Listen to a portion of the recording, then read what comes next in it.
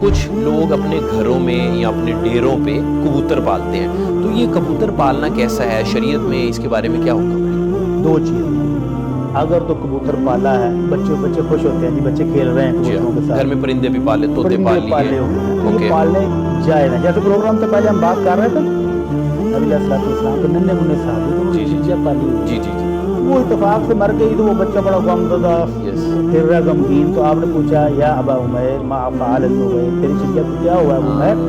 تو آپ نے اس کے ساتھ دل لگی کرتے ہوئے اس کو تسلی دینے کی، اس سے پتہ چلا پرندے پالنا جائز ہے۔ لیکن اگر اس پالنے کا مقصد غلط ہو جائے، جس طرح کہ ہمارے یہاں پایا جاتا ہے، جی وہ ان کی پھر کرواتے ہیں زعفران بادام مربے کھلاتے ہیں، پھر ان پر اڑان کے مقابلے ہوتے ہیں، جوئے ہوتے ہیں، اگر جوئے کے لیے یہ پالے ہوئے تو حرام ہے۔ اگر ان کو اس لیے پالا کہ چھت پر بہانے سے چڑھیں گے اور ہمسایوں کے گھروں میں نظریں ڈالیں گے تو بھی حرام ہے۔ اگر یہ مقصد ہے کہ اپنا کبوتر اڑا کے دوسروں کے کبوتر گھیر کے تو پکڑیں گے پھر بھی حرام ہے۔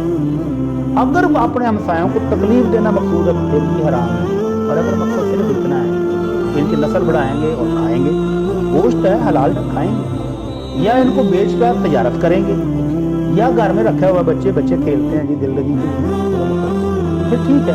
اور اگر یہ کبوتر سارا وقت آپ کا لے جائیں، نماز سے آپ غافل، روزے سے غافل، جوا کھیل رہے ہیں، ہمسائے تنگ ہیں، تو پھر حرام ہے۔ اللہ کے نبی صلی اللہ علیہ وسلم نے دیکھا ایک بندہ کبوتر پکڑنے کے پیچھے کبوتری کے جا رہا تھا، تو آپ نے فرمایا شیطان یتبع شیطانا، یہ جو بندہ جا رہا ہے یہ بھی شیطان ہے، لغو اور فضول کام کر رہا ہے، اس لیے شیطان سے مشابہت دی۔ اور شیطانہ اس جو کبوتری تھی اس کو جس نے اس کو پیچھے لگایا ہوا ہے تو وہ بھی شیطان ہے، تو دونوں کو آپ نے شیطان قرار دیا۔ تو جب مقصد صحیح ہو تو پرندے گھر میں رکھنا بھی صحیح ہے، اور جب مقصد غلط ہو جائے گا